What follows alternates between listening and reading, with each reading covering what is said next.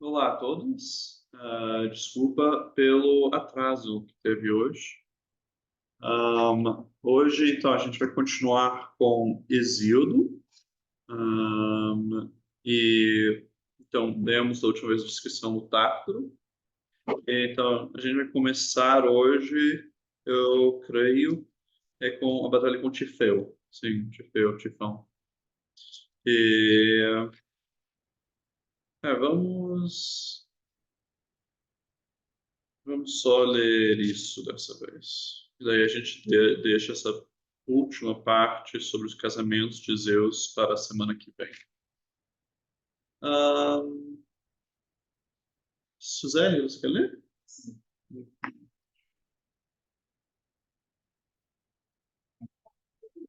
Então, é página 147, a luta contra o Tifeu.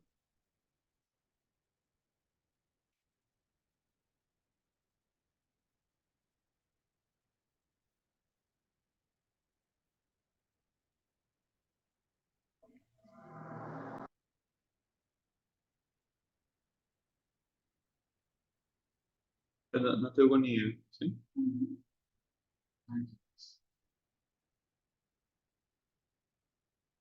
Quando Zeus tirou do céu os titãs, terra prodigiosa partiu com ótimas armas. Tifeu armado por quatro lanças a Áureo Afrodite.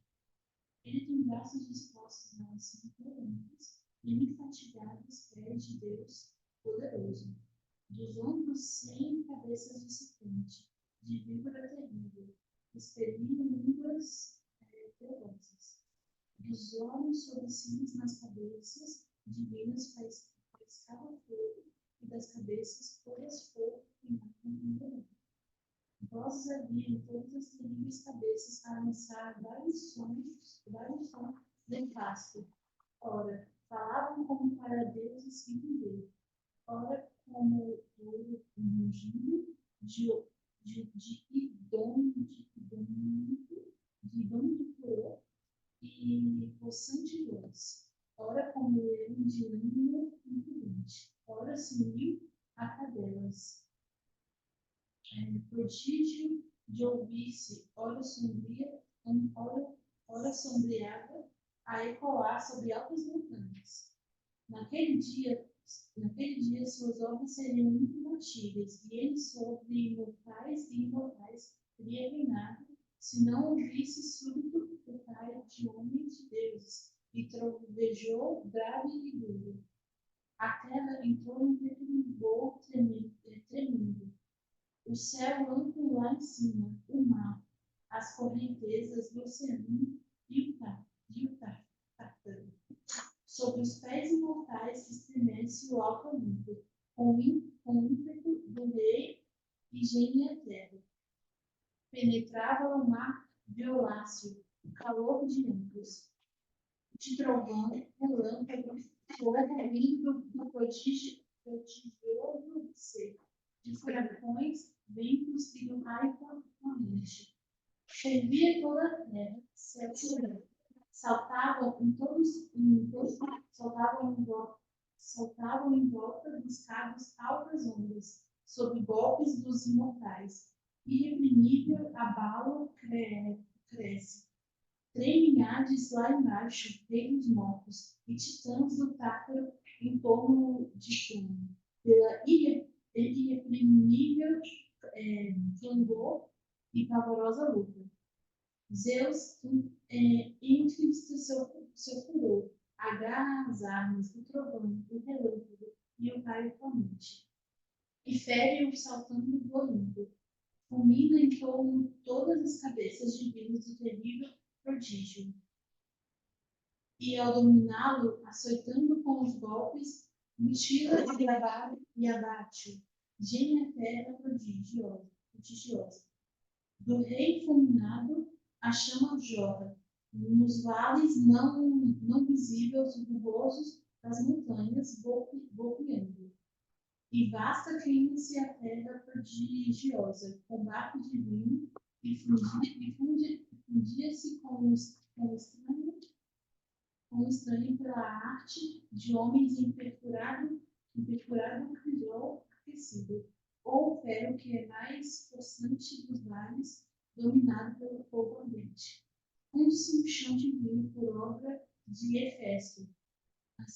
disse terra ao brilhar do fogo aceso. Com afligente ânimo atirou ao largo Tártaro. De Tifeu venturou os ventos que sopram úmidos, não motos, bóreas e zéfiro clareante. Estes vêm de deuses, grande valia dos mortais. Os outros sopram as cegas sobre o mar. E, ao caírem do alto mar, cor de névoa, impetua ruim próximo, grande ruína dos mortais.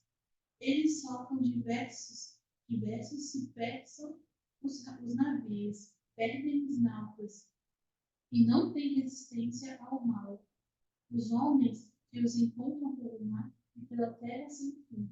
E Florida, eles perdem os campos amáveis dos nascidos no chão, atulhando-os do pó de doloroso turbilhão. Obrigado.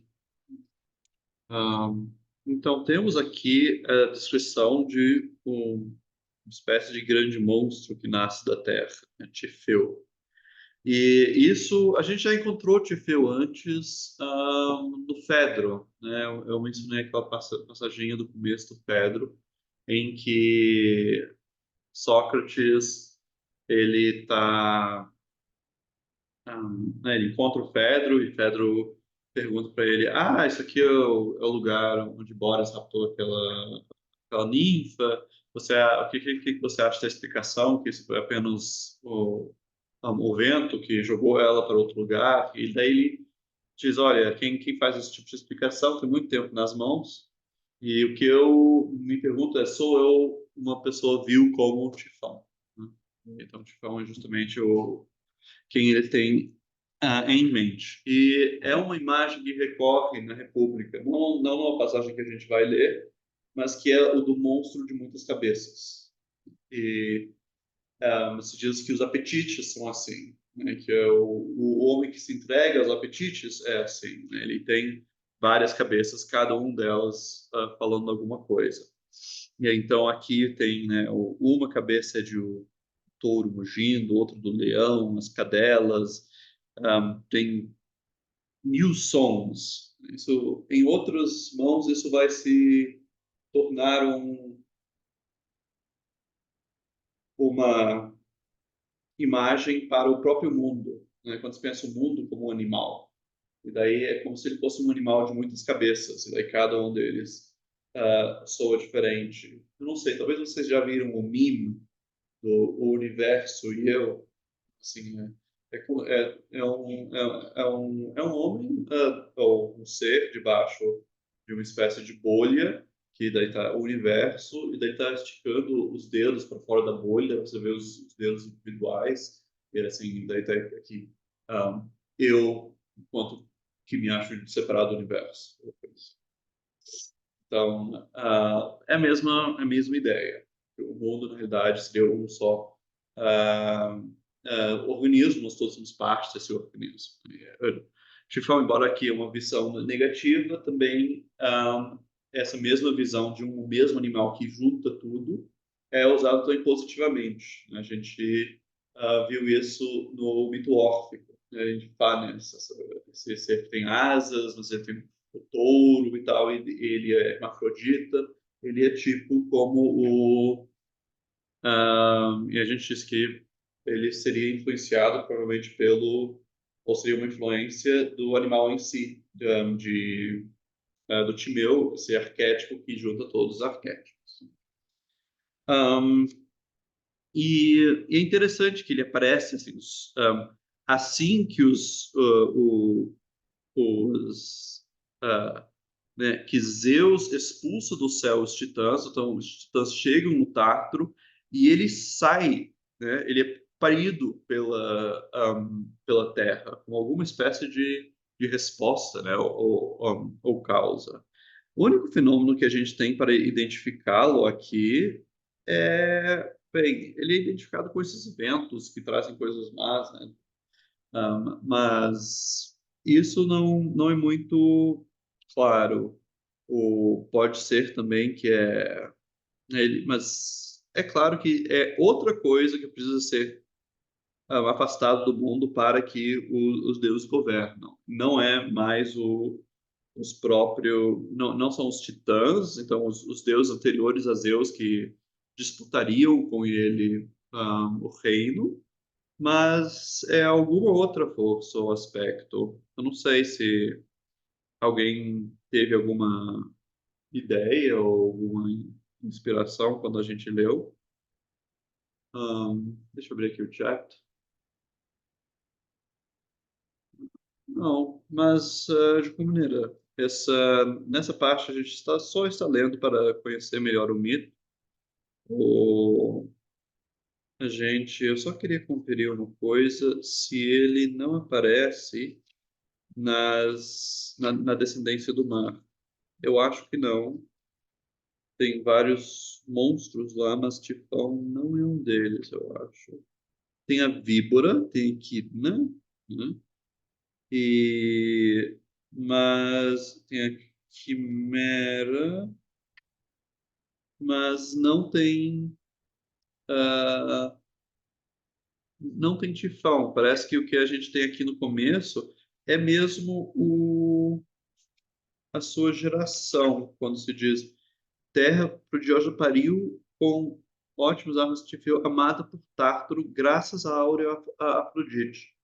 Então, em algum é a união do Tártaro, da queda, com a Terra, a segurança, né, a estabilidade. Essa união de opostos, dos absolutos opostos, eles são opostos desde o começo, né, que gera isso. Então, seria uma espécie de toda uma linhagem alternativa que não tinha sido acontecido antes. O, um, porque se uma união da Terra e Tártaro poderia ter vindo na segunda geração dos deuses já. Mas não, então é toda uma linhagem alternativa dos deuses que precisa ser excluída por Zeus para assegurar seu domínio. Então, alguma coisa aqui sobre. E também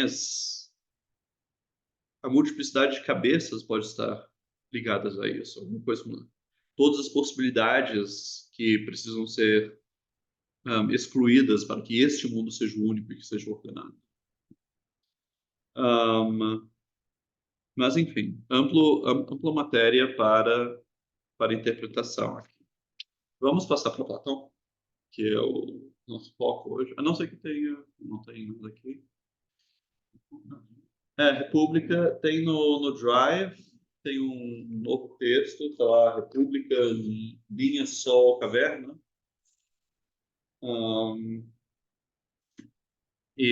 Então a gente pulou um pouco e agora a discussão é que é preciso saber o que é o bem para que o filósofo governe bem. É preciso saber o que é o bem. E daí eles estavam discutindo outras opiniões sobre o que é o bem, mas agora os interlocutores de Sócrates vão pressioná-lo para dizer o que ele acha que é o bem. Então, e daí isso é uma parte muito memorável da República que um, culmina na chamada no mito da caverna, que é o mito, talvez, passagem mais famosa da República.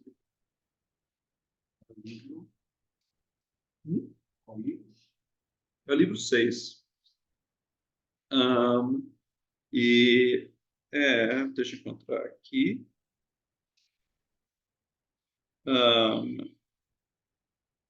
Isso é na página 256 no livro, né? A partir de Romano 18. Então, Bruno, você quer começar a ler para gente?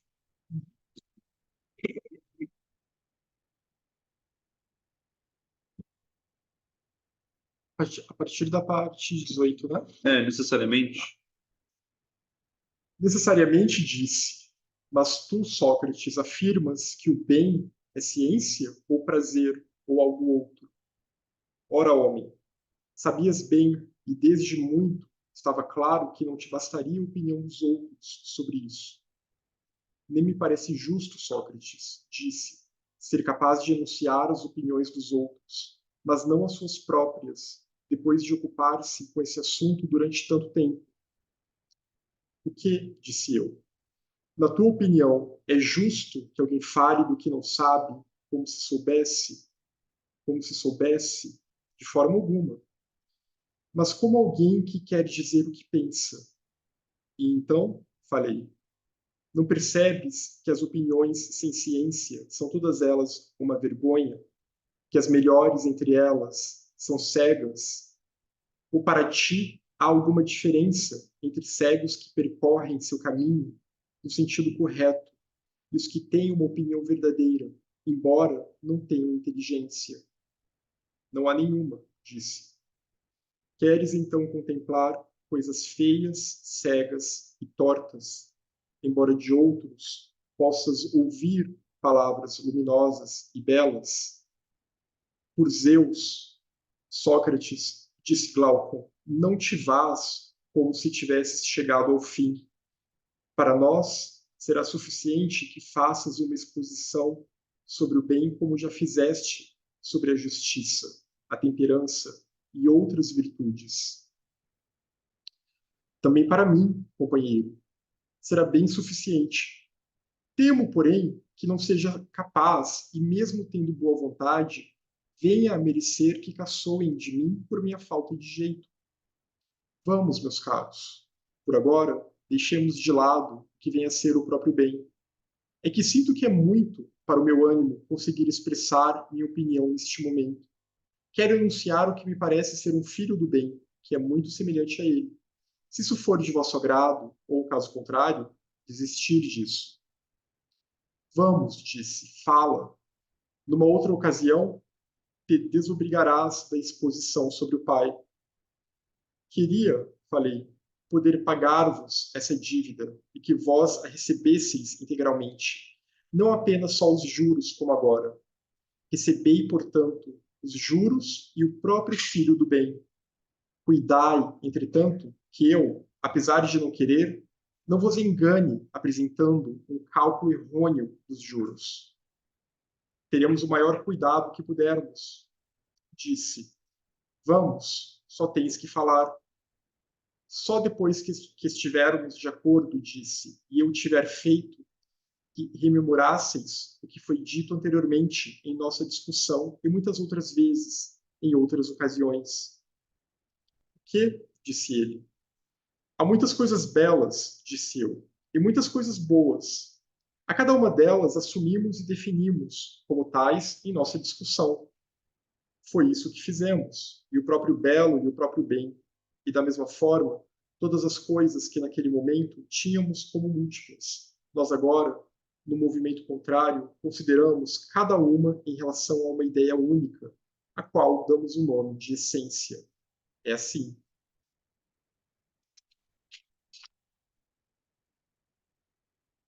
E das coisas múltiplas, afirmamos que são vistas, mas não pensadas, enquanto as ideias são pensadas, mas não vistas. É bem isso. E através de que órgão vemos o que vemos? Através da visão, disse. E não é, disse eu, pela audição que percebemos o que ouvimos e pelos outros sentidos que temos todas as percepções? Sem dúvida. Será, disse eu, que tens em mente até que ponto o artífice de nossos sentidos fez preciosa a capacidade de ver e ser visto? Não tenho, disse. Vamos, olhe aqui, a audição e a voz de algo a mais que seja de outra espécie, uma para ouvir, outra para ser ouvida, algo que se não estiver presente como terceiro elemento, uma não ouvirá, a outra não será ouvida? De nada carecem. Não há, creio, disse eu, muitas outras faculdades. Não vou afirmar que não haja nenhuma outra, que careçam de algo assim. Ou podes citar alguma? Eu não, disse ele. Mas não pensas que a faculdade de ver e de ser visto careça de algo a mais? Como? Ainda que haja visão nos olhos e haja quem possa fazer uso dela, ainda que haja cores nos objetos, se não estiver presente um terceiro elemento que seja naturalmente apropriado para isso, sabes que a visão não verá e as cores se manterão invisíveis. do que estás falando? Daquilo, disse eu, que chamas de luz. Dizes a verdade, disse. Ah, não é frágil o liame com que se unem o sentido da visão e a capacidade de ser visto. Ele é mais valioso que os outros vínculos. Se admitimos que a luz não é sem valor, ela está longe disso, disse, de ser de pouco valor. Obrigado. Então, aqui nós temos o começo de uma primeira imagem que ele vai dar para explicar o que é o bem. Então, vocês viram, ele começa tentando fugir, né? Ele, sabe, se faz difícil, né? No começo, ele não quer falar, ele vai dizer, não, a gente pode vir para o discurso de outras pessoas, você não faz comigo. Não, a gente quer saber o que você acha. E daí ele diz, ok, eu vou dar um filho do bem, né? E não o bem ali. E isso que o filho explica o pai é justamente todo o princípio da teogonia, né? Você explica os deuses mostrando sua cria, as coisas que vêm deles. Então a gente viu, por exemplo, especialmente no caso de Zeus, a gente aprende algo dele pelo fato que ele é pai das musas, ou Oceano, que ele é pai de todos os rios. Vimos que o que é noite é muito mais do que simplesmente a sombra da terra, porque a gente vê todas as coisas horríveis que saem da noite. Então, e aqui também ele vai explicar o que é o bem com o produto do bem, com o filho do bem. Daí vocês devem ter visto, daí tem esse papo de juros e tal. Tem um trocadilho em grego, que é a mesma palavra para filho e juros. Então, a ideia é que os juros são filho do montante.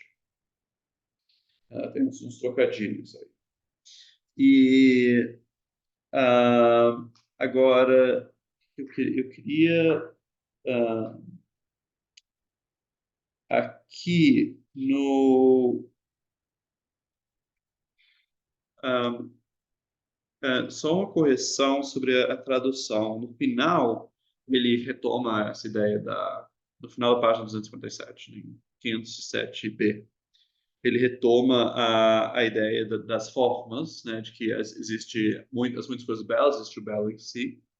E daí ele diz no final: nós agora no movimento contrário consideramos cada uma em relação a uma ideia única, a qual damos um nome de essência, mas aqui é simplesmente em grego é o que é, né? Então o que a coisa é, né? Ho estin, né? Então a ideia é o que a coisa é. É importante afastar talvez a palavra essência, embora é possível usar isso quando a gente assim para introduzir a ideia da forma, mas lembra que essência é uma palavra perigosa para nós porque nós temos o hábito de contrastar, né, essência com existência. Então, eu sei o que essa coisa é, mas se ela realmente existe, eu não sei, né? Ou sentido também o Sartre, o existencialista, dizer que a existência precede a essência. Porque nós, com a nossa existência, nós estamos livres para determinar o que somos. Nós somos responsáveis por tudo que somos. Até mesmo ele diz que nós somos responsáveis pelo fato que nós nascemos.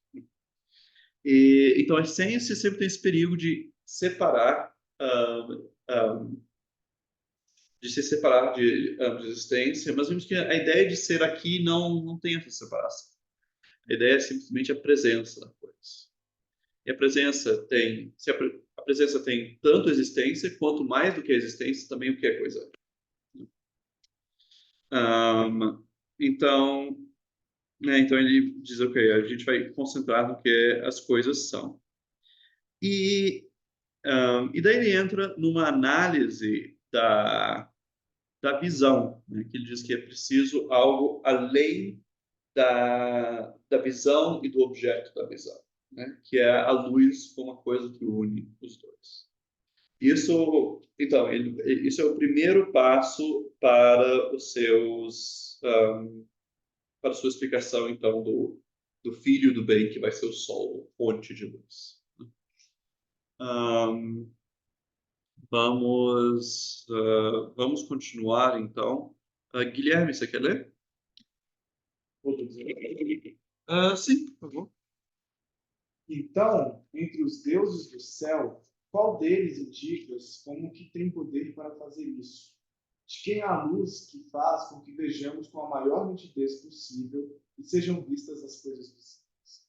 O mesmo Deus que tu e os outros indicaram-lhes, disse. O Sol. É evidente que é essa a resposta à tua pergunta. Será assim a relação natural da visão com esse Deus? Como? A visão não é o sol, nem a própria visão em si, nem o lugar onde dizemos que ela se dá, isto é, os olhos, não é. Mas é, creio eu, entre os órgãos dos sentidos, o olho é mais semelhante ao sol. De longe, o mais semelhante. Então, também o poder que o olho tem ele, não o possui com algo que, com fluxo, procede do sol? É bem assim. Será, então, que também o sol não é a visão, mas, sendo a causa dele, é visto por meio da própria visão? É isso. Pois bem, disse eu, deves pensar... Pois bem, disse eu, deves pensar que eu afirmo que o sol é o filho do bem, aquele que o bem engendrou como análogo a si, cuja relação no mundo inteligível com a inteligência e as coisas inteligíveis é a mesma que o sol tem no mundo visível com a vista e as coisas visíveis. Como? Disse. Explica-me melhor. Sabes bem, disse eu, que quando não se voltam mais para os objetos em cujas cores a luz do dia se fixa, mas sim para as centelhas noturnas, os olhos ficam embaçados e parecem quase cegos, como se neles não houvesse acuidade de visão. É bem assim que acontece, disse. Creio eu, aquilo que o sol ilumina, eles veem nitidamente, e parece que naqueles mesmos olhos há acuidade de visão. Sem dúvida. Pois bem, pensa assim também a respeito da alma. Pensa assim também a respeito da alma. Quando ela apoia no que a verdade e o ser iluminam, ela o concebe, conhece e parece ter inteligência. Quando, porém, se apoia em algo em que se mistura com a escuridão, aquilo que vem a ser e perece, ela emite opiniões e a visão turva, porque vai mudando suas opiniões numa e noutra direção. E então se assemelha a alguém que não tem inteligência. É isso mesmo. Pois bem, eis o que deves afirmar. É a ideia do bem que confere verdade ao que está sendo conhecido e capacidade ao que conhece. Deves pensá-la como causa da ciência e da verdade, na medida em que esta é conhecida, mas, embora a ciência e a verdade sejam belas, pensarás com acerto se pensares que a ideia do bem não se confunde com elas e as supera em beleza. Como aqui é correto considerar que a luz e a visão são semelhantes ao sol, mas não é correto tê-las como o sol, assim também é correto considerar que lá sejam semelhantes ao bem, mas não é correto considerar que uma ou outra sejam bem. Ao contrário, deve-se atribuir um valor ainda maior à natureza do bem. A beleza de que falas é extraordinária, disse. Se ela põe à nossa disposição a ciência e a verdade, mas a supera em beleza. E tu não deves estar falando que o belo é o prazer. Nem diga isso, disse eu. Vamos, em vez disso, examina a imagem do bem. Como? Creio que dirás que o sol não só proporciona aos objetos visíveis a capacidade de serem vistos, mas também a gênese, o crescimento e a nutrição, embora ele próprio não seja a gênese. Como poderia? Pois bem, deves dizer também que não só é sob a ação do bem que a faculdade de serem conhecidos está presente nos objetos, mas também que é sob a ação dele que eles ainda vêm a ter a existência e o ser, muito embora o bem não seja a essência, mas esteja muito além da essência, majestade e poder. Obrigado.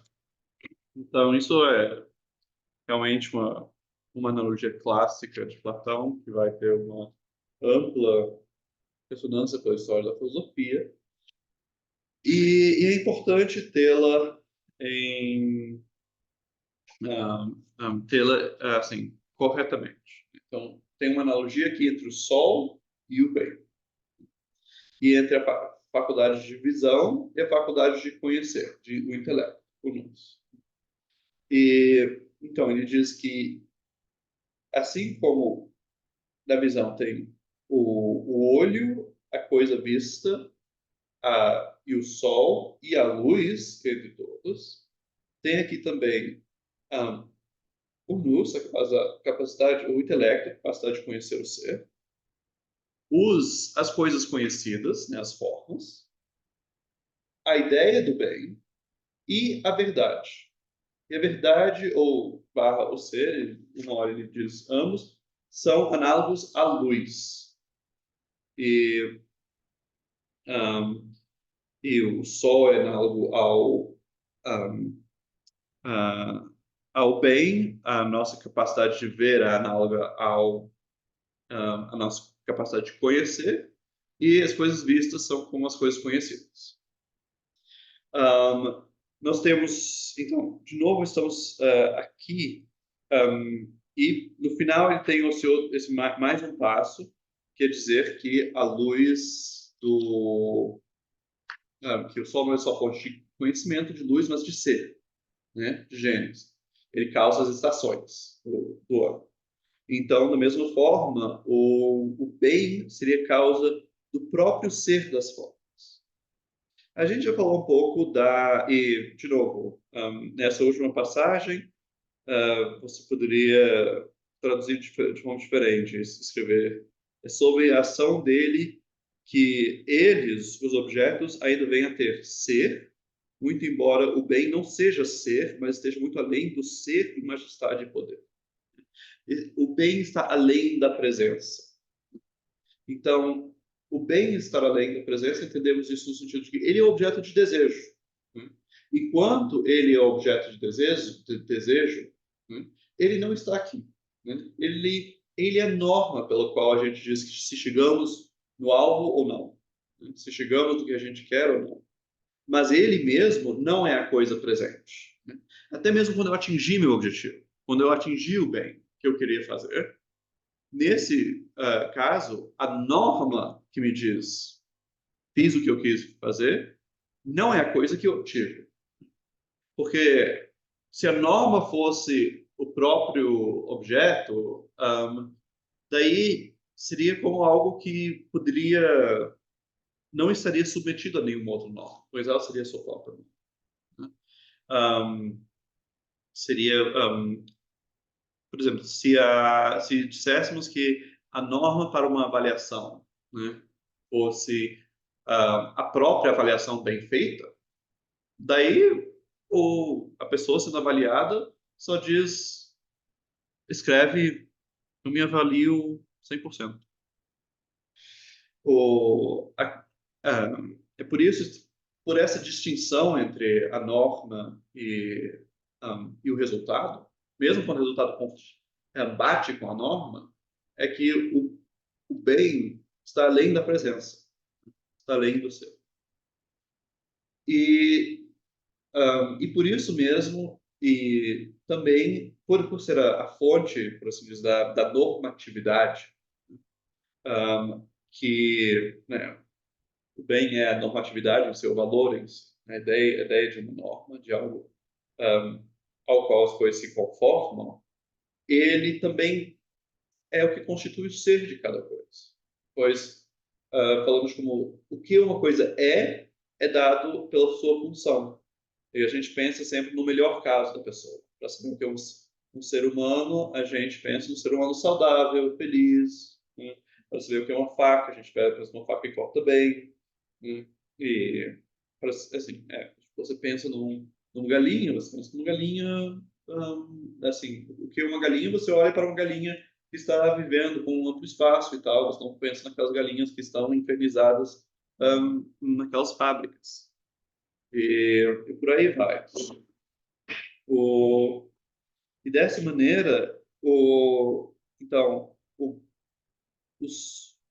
bem tem essa função como o sol, tanto de ser fonte de ser, quanto fonte de conhecer. E por isso também ele é dito estar além do ser, né? Além da presença. Antes, mas ele começa com uma coisa curiosa.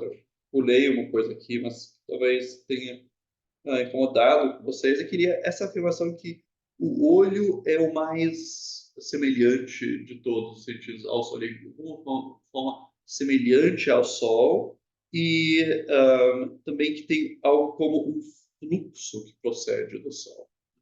Isso, em um nível, se refere a teorias da visão antigas. Então, nós hoje dizemos, não, o olho é apenas algo que é sensível à luz, e então ele só recebe.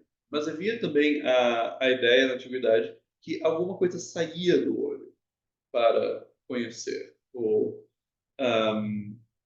as coisas. E daí ele precisava da luz do sol, mas também a luz do olho para que a coisa fosse vista, né? E isso, em parte, da motivação para isso era justamente o fato que a nossa visão, por exemplo, de onde a gente está olhando, influi em o que a gente vê num espelho.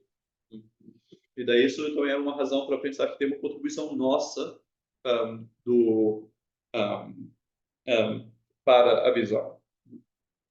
E, um, e aqui ele menciona isso, mas não desempenha um papel no argumento dele.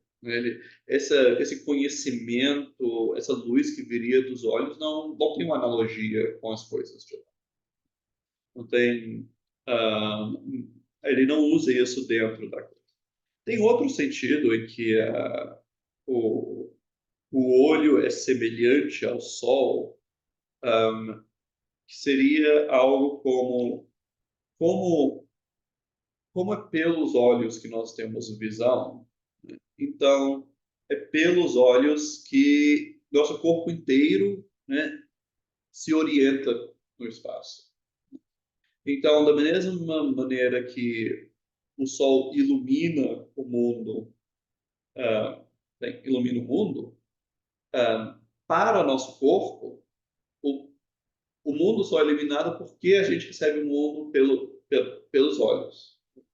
É como,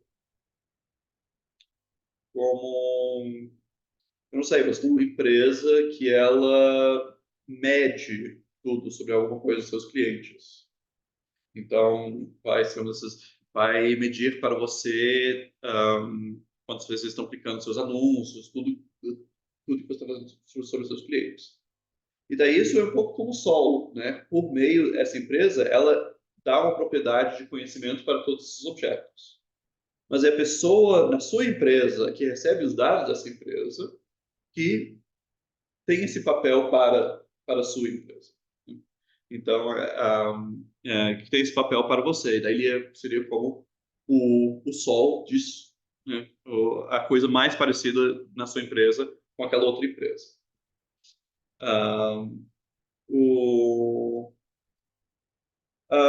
Sobre por que traduzir o Zia por presença, então isso tem a ver com a nossa discussão do Parmênides, né? Então, o Zia é né, o Zia é um substantivo abstrato correspondente a Einai no ser, é algo parecido e é formado como nós formamos, por exemplo. Bem, isso tem a ver com. Deixa eu começar do começo. Essência, nosso termo, originalmente em latim, ele é construído a partir do verbo esse, que é o verbo ser.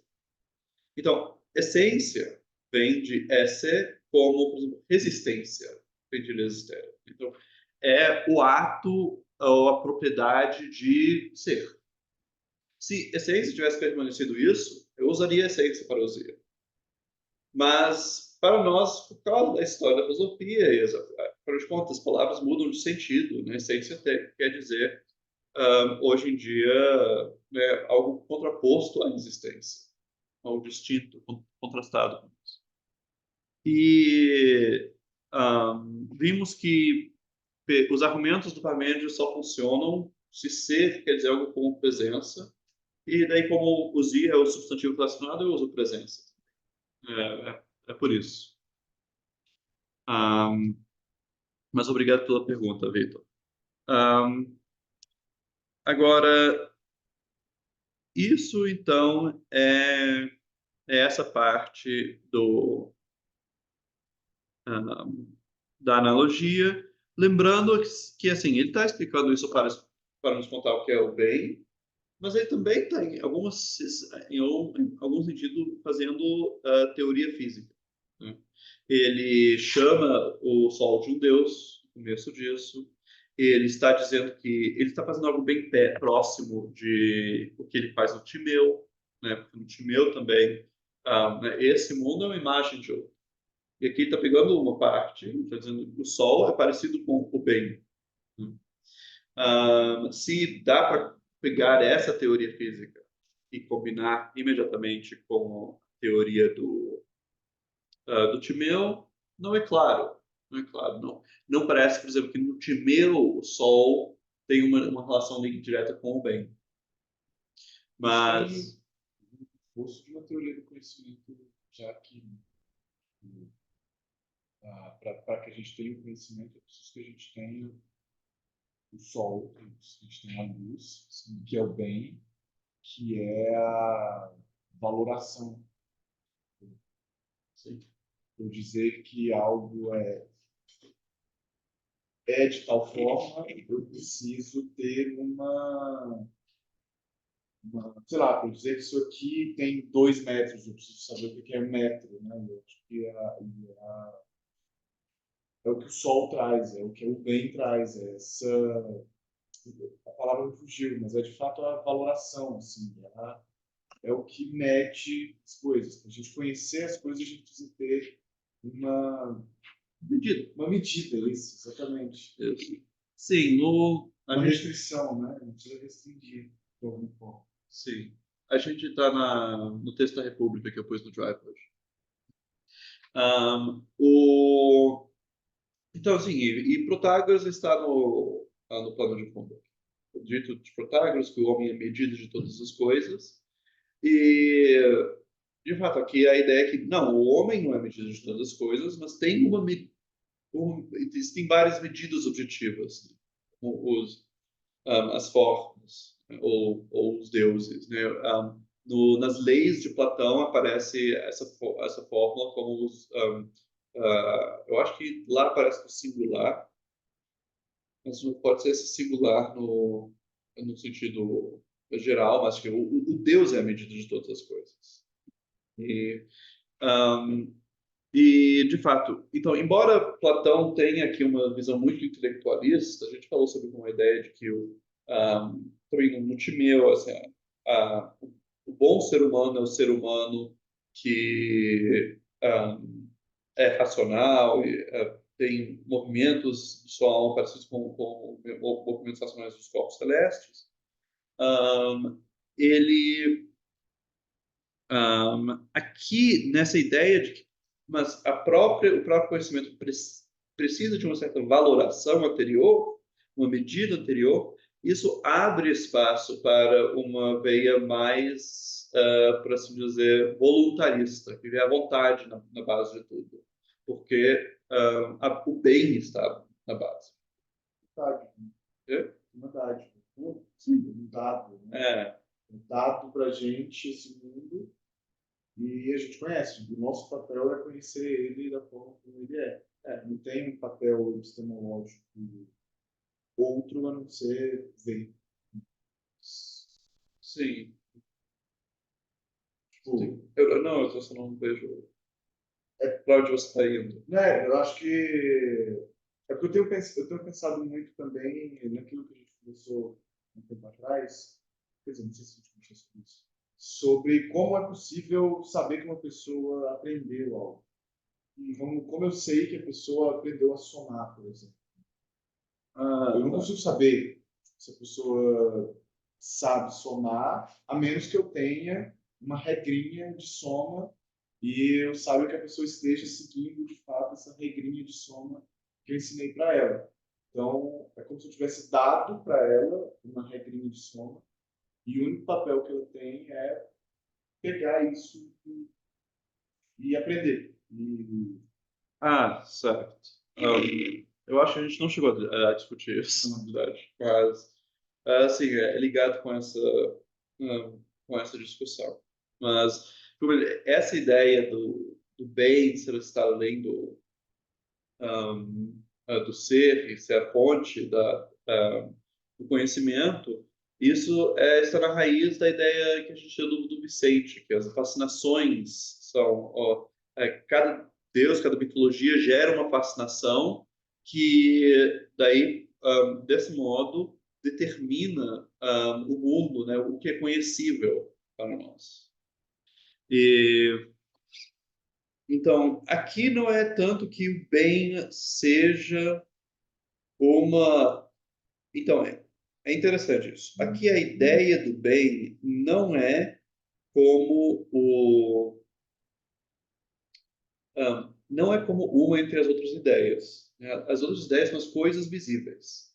E a ideia do bem está além do ser. E se antes a gente estava falando que parece que os deuses são análogos ou identificados com as ideias, porque eles também não mudam, são fontes de conhecimento, não de mentira, eles só são causa de coisas boas e tal. Então, aqui, esse bem não seria um Deus, né? Seria algo como a própria noção de divindade. Né? E não seria um Deus em particular. O, um, Nesse sentido, ele seria e, um, isso. Isso é o que eu estou dizendo. Se vocês forem ler o ensaio do Torrano, um, contrasta com o que ele diz. Torrano tem a ideia de que Zeus seria análogo à ideia do bem, quando me parece que seria, na realidade, Zeus é mais análogo ao conhecimento, ao nous, né? Porque atribui as características próprias, né? As honras no vocabulário de Hesíodo aos diferentes deuses. Um, mas, então, a gente tem que ainda fazer a analogia da linha, que eu quero também discutir aqui hoje, que é outra analogia para explicar o que é o bem e o conhecimento. Mas vamos fazer uma pausa antes disso. 5 minutos. Vamos dizer, a gente volta a 8 horas.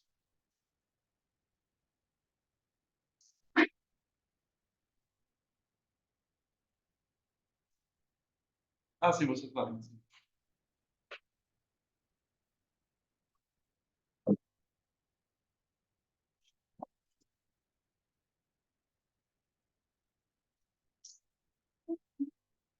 Ah, sim, Luiz.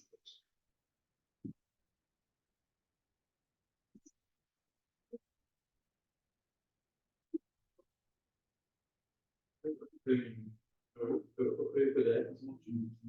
Na verdade, as peças do ensaio.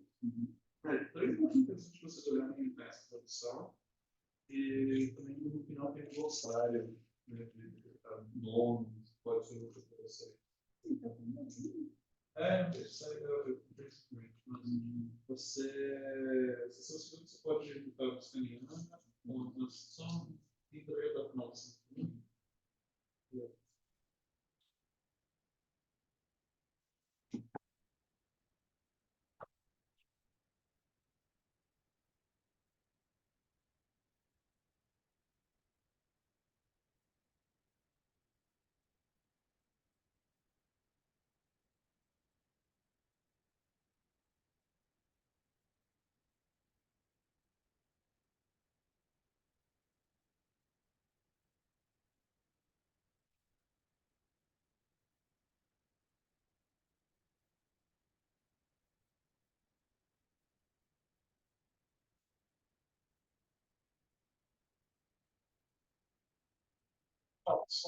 Já vai.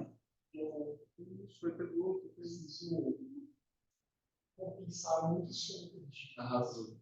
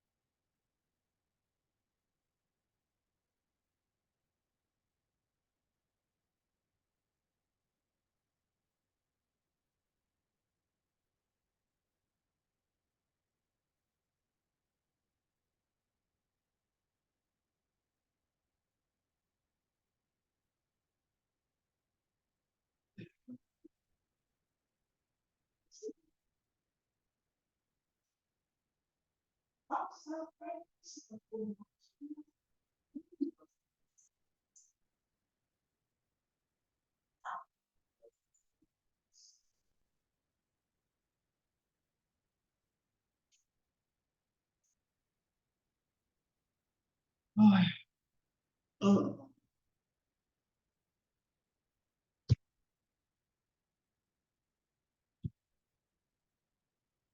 Alguma pergunta a mais sobre a analogia do Sol antes da gente prosseguir?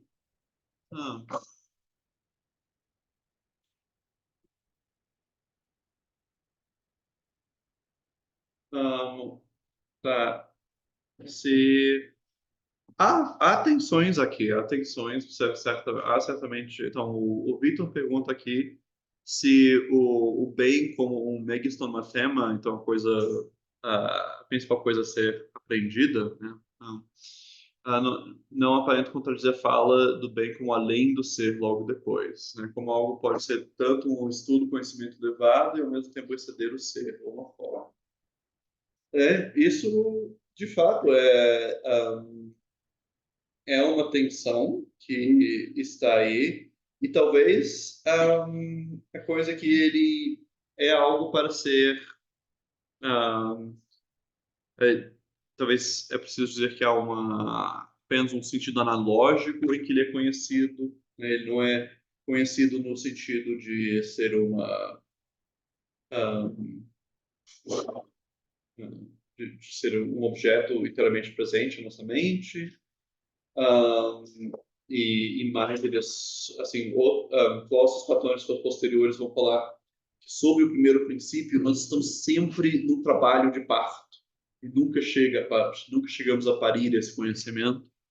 Um, e e também esse fato dele ser uh, algo além do ser diminuem muito a tensão entre a proposta de Platão aqui e a proposta e a visão dos mitos, né? Porque você pode dizer, se você sabe o que é o bem, você pode ter talvez muita certeza de dizer, não, peraí, você não pode castrar seu pai e você não pode comer seus filhos e todas essas coisas.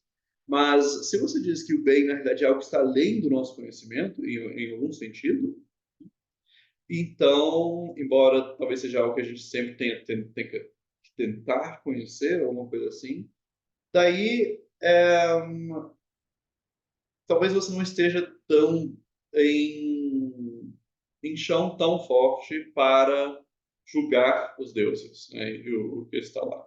Você pode ler os mitos mais como problemas morais do que como claramente textos que isso que você pode julgar, esse cara agiu bem, esse cara agiu.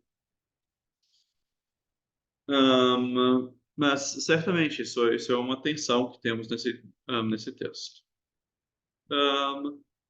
Vamos continuar então com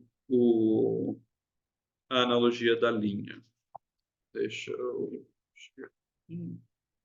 Perdi minha posição.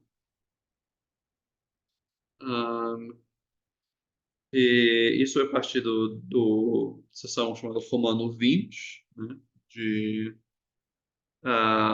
do livro 6, isso é página 261.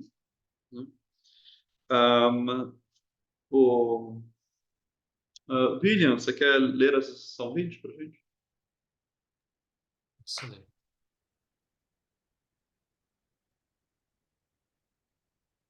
E Glaucon, fazendo-se de engraçado, disse: Por Apolo, que exagero do outro mundo, tu és o culpado. Obrigaste-me a dizer minhas opiniões sobre ele. E de maneira nenhuma deixes de expô-las. Se não quiseres dizer algo, retoma a comparação relativa ao Sol, caso algo esteja faltando. Mas, de fato, muito ficou faltando. Pois bem, disse, não omitas nada, por pequeno que seja. Creio que omiti, disse eu, e muito. Apesar disso, tudo o que puder dizer de pronto, estou disposto a dizer. Não deixes de fazer isso. Pois bem, disse eu, pensa que, como dizíamos, eles são dois e reinam. Um sobre o gênero e mundo inteligíveis, e o outro, em compensação, sobre o mundo visível. Não falo que reina sobre o céu, para que não penses que estou fazendo um sutil jogo de palavras. Mas tu estás entendendo bem esses dois gêneros, o visível e o inteligível? E muito bem, disse. Pois bem, toma uma linha dividida em duas seções desiguais e, de novo, corta cada seção segundo a mesma proporção, a do gênero visível e a do inteligível. De acordo com a relação de nitidez ou ausência de nitidez que tenham entre si, no mundo visível terás uma das seções, as imagens. Chamo de imagens, em primeiro lugar, as sombras, depois as aparições refletidas nas águas e nas superfícies opacas, lisas e brilhantes e tudo mais que seja assim. Entendes? Mas sim, estou entendendo. Pois bem, suponho como outra seção a que se assemelha a essa, os seres vivos que nos rodeiam, todas as plantas e todo gênero de artefatos. Suponho, disse. Será que aceitarias afirmar, disse eu, que o gênero visível está dividido em verdade e não verdade? E que, como a opinião está para o cognoscível, assim também a imagem está para o modelo? Eu aceitaria, disse, muito bem. De outro lado, examina também como deve ser dividida a seção correspondente ao inteligível. Como? A alma, na primeira seção, era forçada a pesquisar a partir de hipóteses, usando objetos lá imitados como imagens, caminhando na direção não do princípio, mas do fim. Na outra, porém, vai da hipótese ao princípio, que não admite hipótese sem servir-se de imagens, como no outro caso, e encaminha sua pesquisa só por meio das próprias ideias. Essa resposta tua disse não a entendi muito bem. Ora, explico outra vez. Com a introdução que vou fazer, entenderás com mais facilidade. Creio que tu sabes que aqueles que se ocupam com a geometria, com cálculos e assuntos como esses, põem como hipóteses o par e o ímpar, as figuras, três espécies de ângulos e outras coisas afins, de acordo com o objeto de sua pesquisa.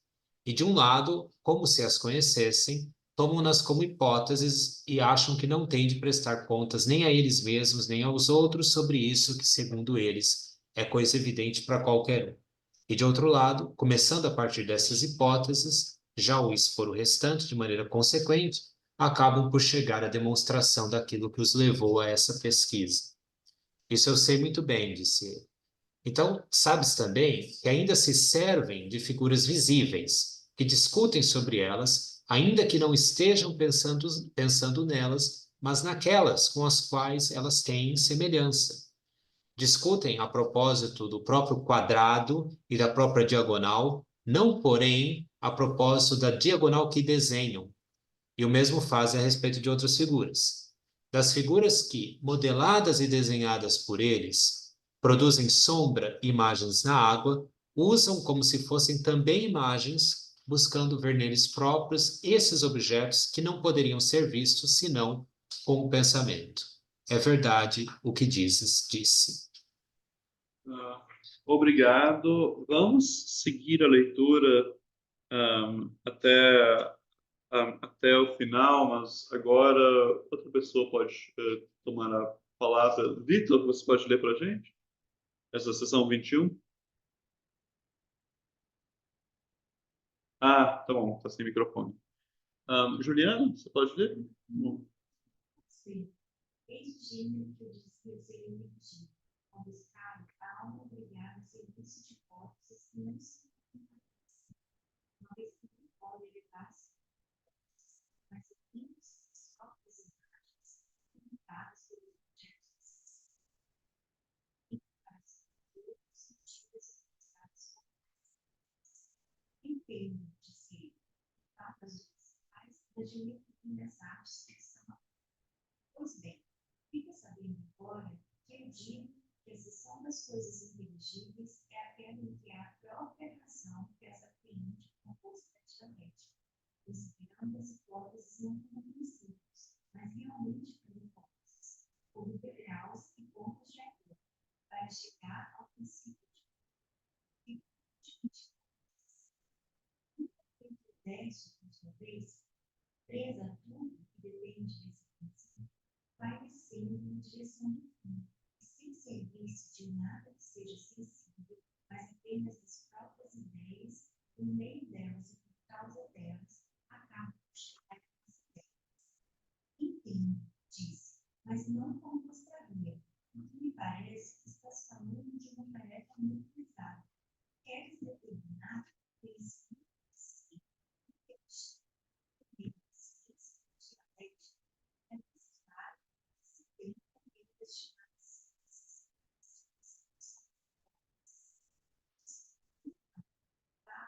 são postados em lados ou recebidos. Não existe de outro lado, eles não se comportaram assim, mas ativas e fortes, eles não te parecem ter inteligência deles, ainda que sejam inteligentes deles. Parece-me que chamas pensamento à disposição dos seus objetivos necessários e conhecimento de si, mas não inteligência, já que se é algo intermediário entre pessoas e da opinião da inteligência. Entre este de modo mais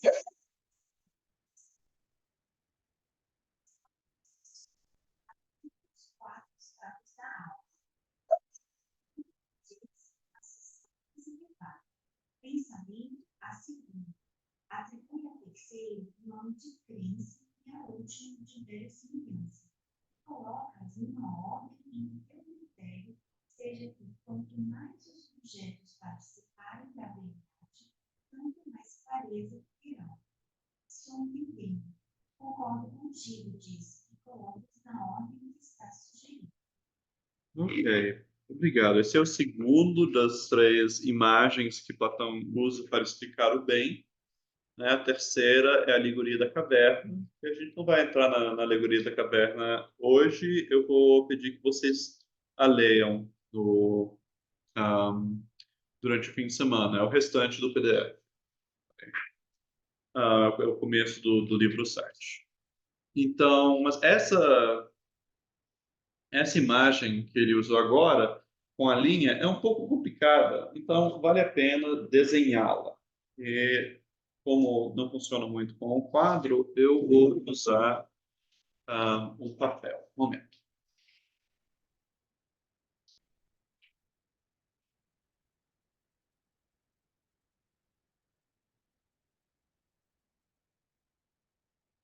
Então, ele começa sugerindo que desenhamos uma linha e que na linha separemos uma parte que seria o sensível e outra parte que seria o inteligível. Do sensível, o sol é o princípio, e do sensível, o bem, né? ou valor. Algo assim. Partes desiguais. Ele não diz qual é maior que qual. Né? Mas, e você poderia pensar, ter razões para desenhar o inteligível como o menor, porque para muitas coisas sensíveis tem uma coisa inteligível, né? Uma forma sobre muitas coisas. Mas se formos pensar em termos de cognoscibilidade, de o que realmente está presente, o inteligível é maior. Então, você teria razões para desenhar dos dois jeitos. Mas, então, você divide de alguma forma. E daí ele diz para dividir de novo o sensível. E em uma parte do sensível e dividir da mesma maneira. Né? Então, isso aqui eu já fiz errado, acho que eu teria que fazer algo assim. E daí, na parte que é análogo ao sensível no todo, isso seria as imagens. Né? As imagens, é importante observar que tipo de imagem ele diz aqui. Não são pinturas, não são estátuas, são sombras, são reflexos. Né? Sombras e reflexos são imagens que só existem enquanto a coisa das quais a imagem está presente também. Vou voltar a isso, mas sombras e reflexos. E na outra parte do sensível são todas as coisas, todos os sólidos sensíveis, poderíamos dizer. Né? Ele cita animais e artefatos. Né? Então, nós temos essas duas partes, né? Dividimos o sensível. E daí a gente vai pegar o inteligível e dividir de novo. E no inteligível, primeiro, é interessante, aqui ele não distingue tanto entre coisas, mas entre modos de investigação, né? Um é o modo de investigação que usa hipóteses, né? E também ele vincula o uso de hipóteses ao uso de imagens. Então, e a geometria é o exemplo dele para isso, e ela usa ambos, né? Ela parte de certos axiomas, certos postulados, que ela toma como dados, e ela prova a partir disso. E também, na prova, ela faz diagramas, né? Ela também constrói imagens, mas ela não está interessada nos diagramas, está interessada apenas em o que é um triângulo, o que é uma reta, esse tipo. E daí tem a coisa que ah, o Glauco acha muito estranho, que é esse papo de dialética, né? Em que você usa as hipóteses, mas como hipóteses, ele diz. Você usa as hipóteses para chegar até um princípio, e daí, a partir desse princípio, você volta e desce para as hipóteses. E você não usa imagens. Então, tem algo assim. Nossa coisa do inteligível. E daí ele também traça uma analogia entre diferentes e tem uma analogia total. Então, assim como o inteligível está para o sensível, então sensível é imagem do inteligível, também as sombras e imagens são sombras e reflexos são imagens dos animais. E todas essas coisas são imagens das coisas inteligíveis. E entre as coisas inteligíveis, as coisas que estão dadas por hipótese seriam. Então, ele não diz que são imagens, mas pelo raciocínio parece que segue, elas são imagens dos objetos da dialética, né? E ele vincula, então, a cada uma dessas coisas um nível de ser e um nível de conhecimento. Então, temos. Deixa eu pegar aqui as coisas, né? Então, temos a inteligência corresponde à dialética. A dialética seria o que nos levaria a exercitar essa inteligência, esse essa apreensão direta das coisas inteiramente presentes. E daí, pensamento é como ele chama o que a gente faz na matemática, né? Que temos não uma apreensão de algo inteiramente presente, mas temos um raciocínio com base, inferências com base em pressupostos. E daí ele dá crença ao contato que temos com as coisas sensíveis e verossimilhança, né, ao conhecimento das imagens, né? E a inteligência ele já antes correspondeu ao ser. O pensamento seriam os objetos matemáticos. Não claro se são distintos das formas ou são apenas as formas entendidas de outra maneira, né? E daí tem as imagens e daí as coisas perceptíveis, né? Então temos algo assim. Eu encorajo que cada aluno, por si próprio, construa esse diagrama, né, para melhor entender. É importante observar o que ele não nos conta. Ele não nos conta como se dá o pulo do gato. Como, discutindo hipóteses, você vai chegar a algo que não precisa de hipótese, um princípio não hipotético. E isso foi sempre um grande problema para a interpretação de Platão e para platonistas que quiseram seguir. Pessoas tiveram as mais variadas soluções para isso. E como que você encontra esse princípio primeiro? E também é claro que o que ele promete é que é que isso seria o bem, né? O bem está suposto ser a causa da verdade, né? Diz do ser, então ele seria o primeiro princípio. Mas mas o bem foi introduzido aqui apenas com analogia ao Sol, né? É apenas uma hipótese, né? Então, como chegar ao bem como algo que não conhecemos por hipótese, mas de alguma maneira, claro, imediata, certa? Isso não está claro. E também, como o Vitor levantou, parece ter um problema até em conhecer o bem, né? Embora ele seja a coisa que mais devemos conhecer, porque ele não está só na base da nossa ação moral, ele está na base de todo o conhecimento, né? Se a própria verdade depende do bem. Mas como chegar nele, ele não explica aqui.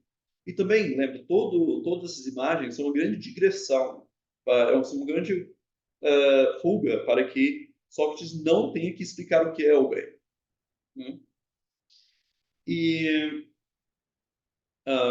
então tem isso. Outra coisa que muitas pessoas levaram, assim, perceberam é que se você segue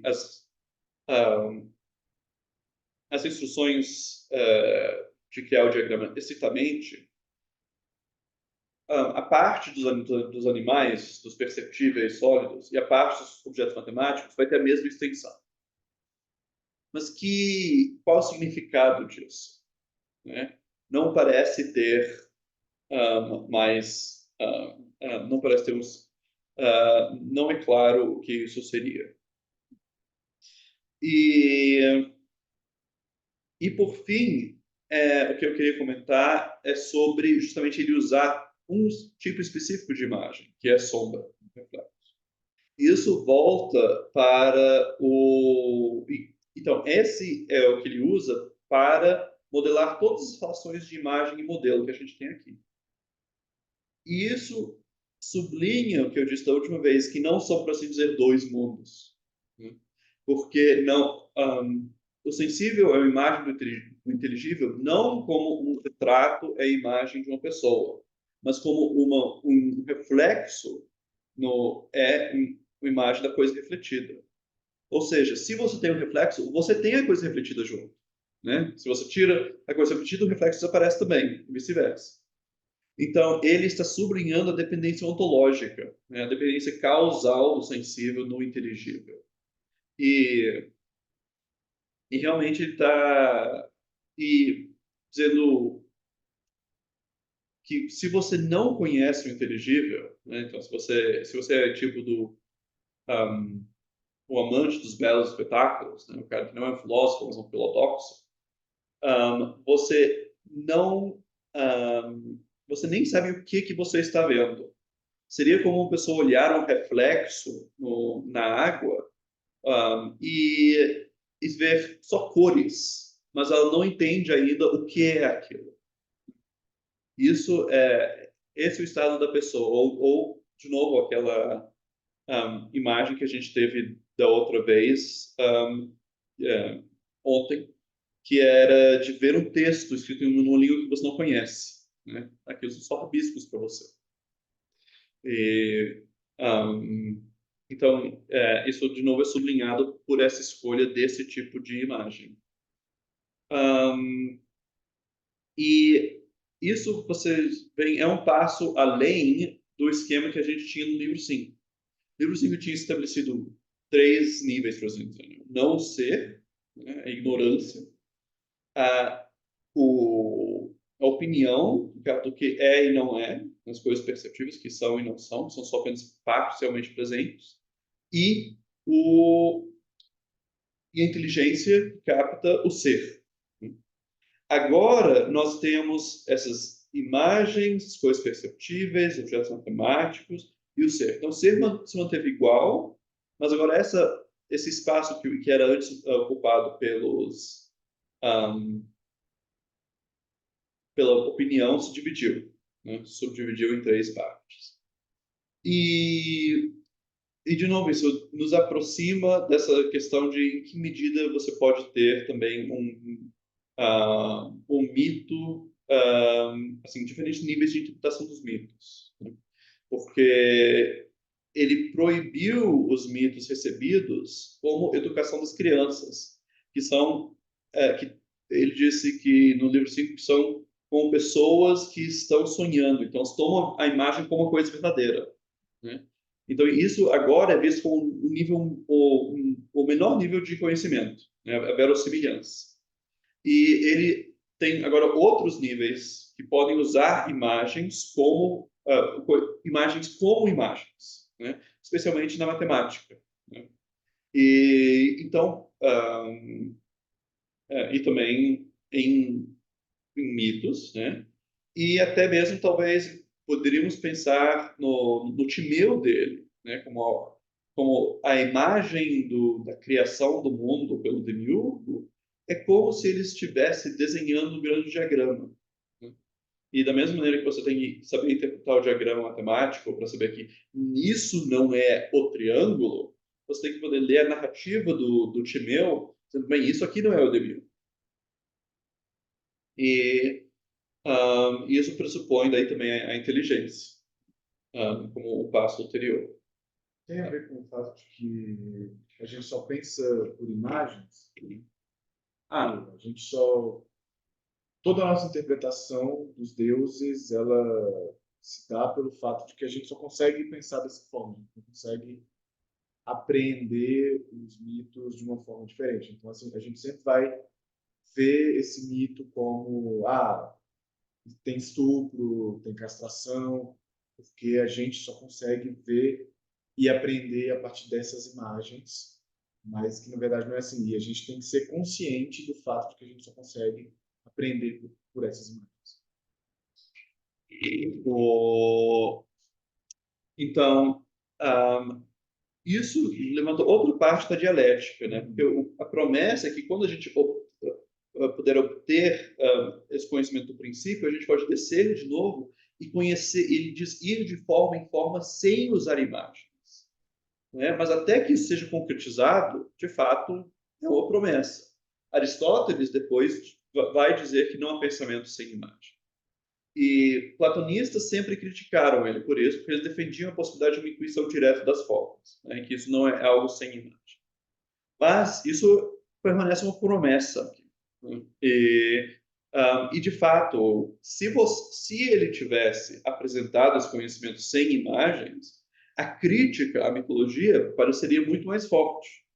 Também, como eu disse, se ele tivesse o conhecimento do bem, a crítica aos mitos, por representar os deuses agindo mal, seria muito mais forte. Mas justamente pelo fato do conhecimento do bem parecer algo que está além do nosso alcance, e pelo conhecimento sem imagens para ser apenas uma promessa, isso relativiza bastante essa crítica às imagens e aos mitos que encontramos aqui.